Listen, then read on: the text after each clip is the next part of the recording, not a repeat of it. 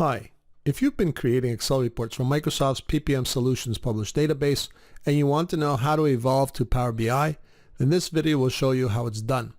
In a nutshell, Power BI is an evolution of Excel in that it has taken the Power View, Power Pivot, and Power Map add-ons and integrated them with other powerful features like scheduling of refreshes, along with other attractive and advanced features in Power BI, which I'll show you. There are two interfaces for Power BI, the desktop version and the browser-based version. The desktop version is where you do the so-called heavy lifting. It's analogous to the Microsoft Project Professional client versus the Schedule Project Detail page in the Project Web app that we access via a browser. We will start the demo by launching Power BI Desktop. Front and center of this welcome screen, you will be provided with videos from Microsoft on Power BI along with some other resources. This welcome screen will always display unless you disable the checkbox down at the bottom. From this welcome screen, we can initiate some commands by selecting them from the top left of the screen, like Get Data, which is one of the first things we're going to do. However, I'm going to close this welcome screen and show you where and how to do so directly inside Power BI Desktop. You will find the Get Data button in the Home ribbon within the External Data group. There are two parts to this button. The bottom portion opens this menu, and we can see that the OData option we need when working with the cloud version of Project is here. However, let me show you the upper portion of the Get Data button, which permits us to search for it. I'll go ahead and select it. Here we need to enter the URL, similar to what we do in Excel, to get our Project Online tenants published database, which is appended with _API/project data at the end of it, and click OK. When doing this the first time, you'll be asked to sign in. Choose Organizational Account. From the drop-down, select the URL with the _API/project data at the end of it, which will typically be shown at the bottom of the list, and then click the Sign In button. You will be prompted for the project user account and password.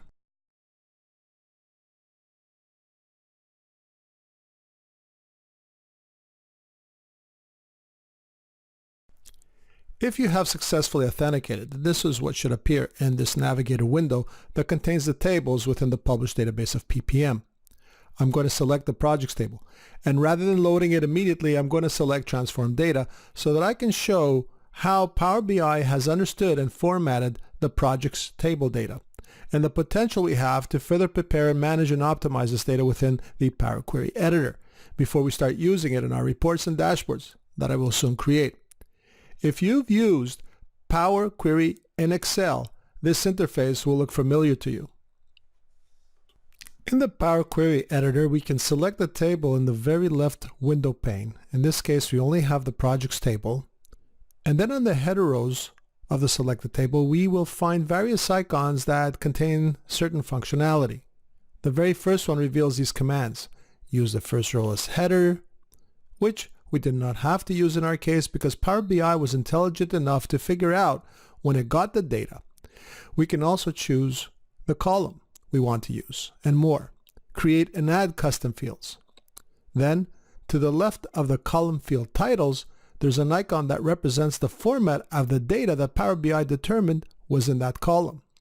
Here are the formatting options available to us. To the far right of the field titles, you can filter the data that you may want to limit and focus or work with within that field. This will be very helpful for you in order to reduce the size of your table and therefore help optimize the time it takes to refresh your data, particularly those tables that are time-phased. There are lots of fields in this table to the right of what is currently displayed that we can peruse, but we will come back and do so a little later. So before we accept this data and move on, take note that whatever changes or transformations you make to this data, they will appear on the Applied Steps pane. Note the X that appears next to each entry that enables us to remove that particular transformation step. I'm done here for now, so I'll go ahead and click the Close and Apply button. That's in the Home ribbon, which will close our Power Query Editor and take us to the Power BI Desktop. We've just landed on the Report section of the desktop.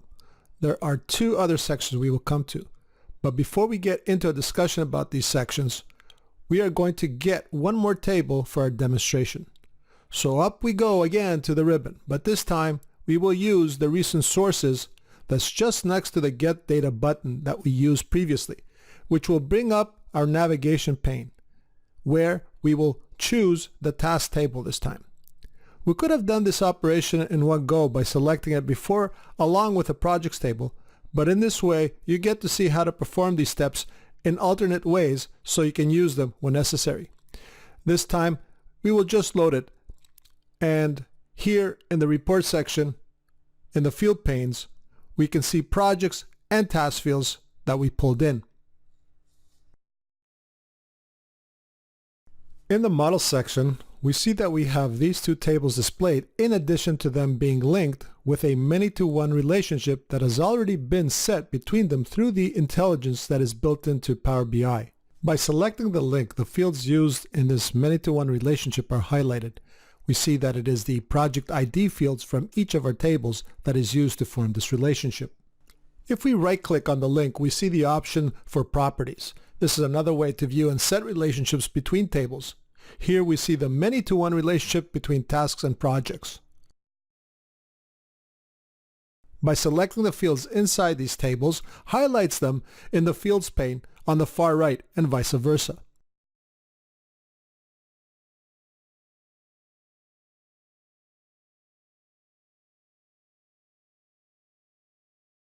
I'm going to go ahead and right-click the link again to delete it so that I can show you several ways that you can create relationships between the unique keys of these tables and any other tables in the future.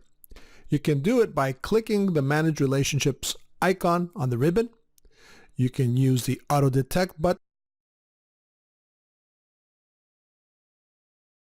using the Edit button, which will reveal the properties that I showed you.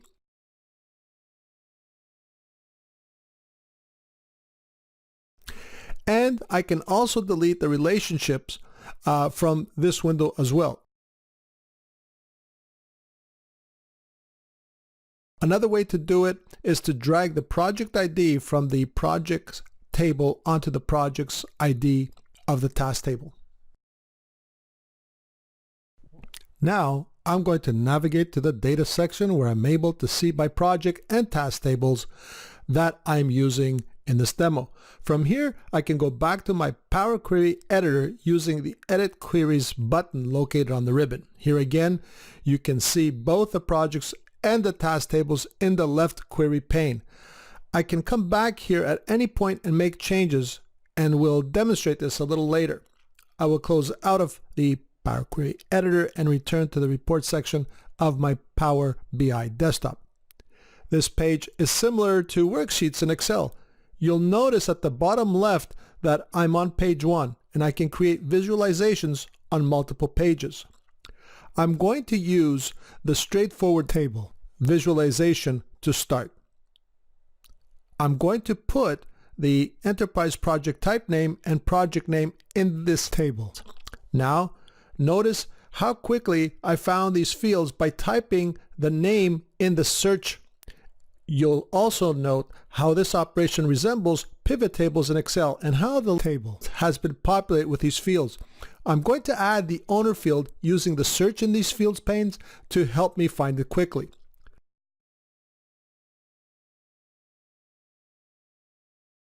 I'm free to resize my table to reveal more of the fields and data that I have selected. I'm also adding the project duration field.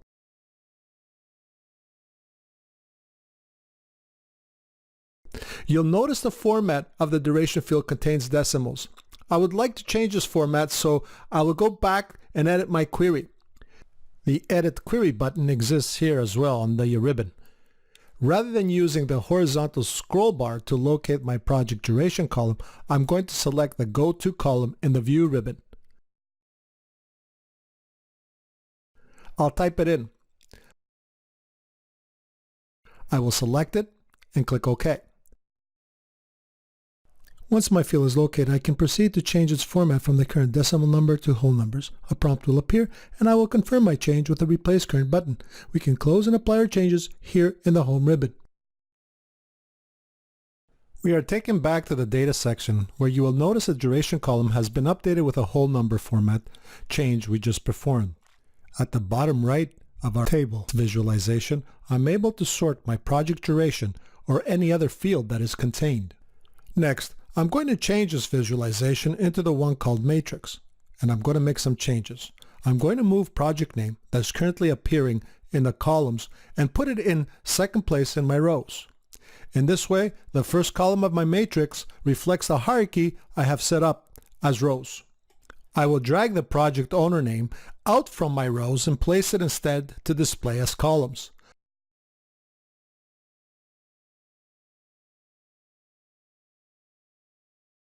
I can expand or collapse the hierarchy in my matrix by clicking on the square icon to the left of my rows. Now, there's an easier way to do this, and I will show you how in a moment. Notice, however, if I miss and click the data within my matrix, it will highlight that data. Highlighting also has its purpose, and I will show you, but to re-enable your data, simply click outside your data region, but within that visualization. I noticed that my last enterprise project type name before my totals row is blank, and as such, I would like to hide it. To do so, I will use the filter. In my filter pane, I've located my enterprise project type name field, and I have unselected the blank option.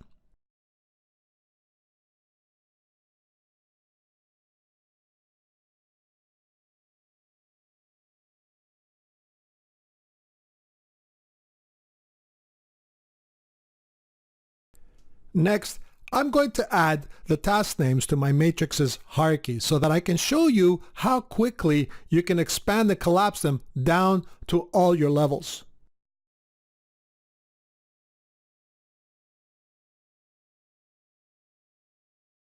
As you can see, I can continue to do so manually, but before I do so, I'm going to swap out project duration and put project costs in my values area.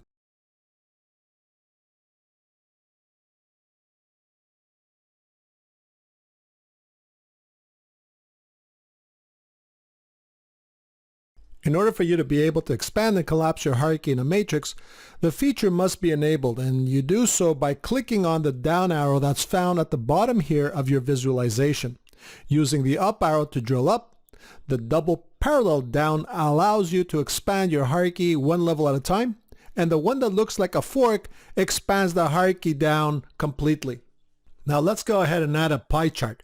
Before doing so, make sure that the matrix is not selected by clicking on the canvas.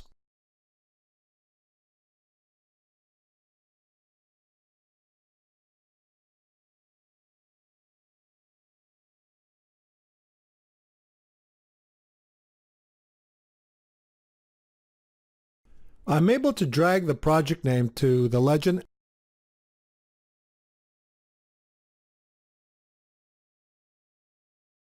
and make the values project costs.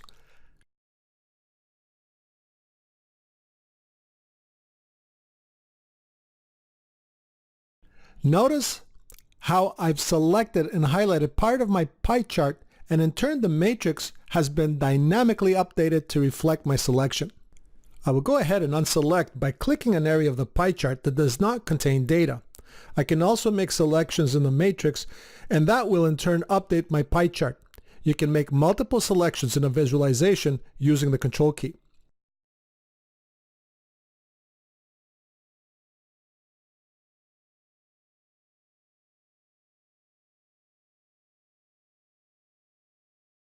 The visualizations I've used so far are right out of the box, so to speak. You have the possibility to get some pretty interesting ones from the marketplace. To do so, on the triple dots found at the end of your visualization icons, you can use the search. In this case, I'm going to look for a bar chart, and when I find it,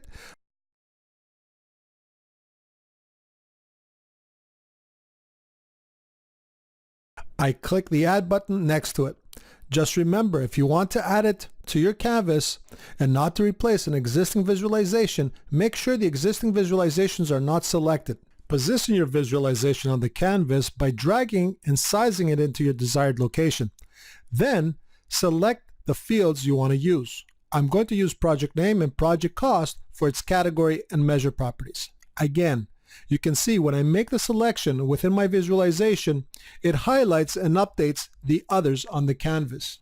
We can also change the formatting of each of our visualizations by selecting it, then selecting the paint roller icon. With my matrix visualization selected, I change, for instance, the text size of my grand total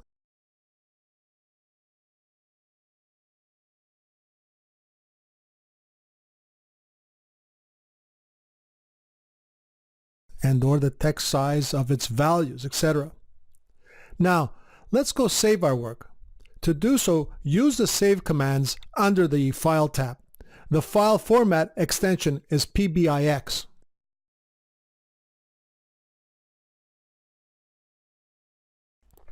Next, I'm going to publish this work to Power BI.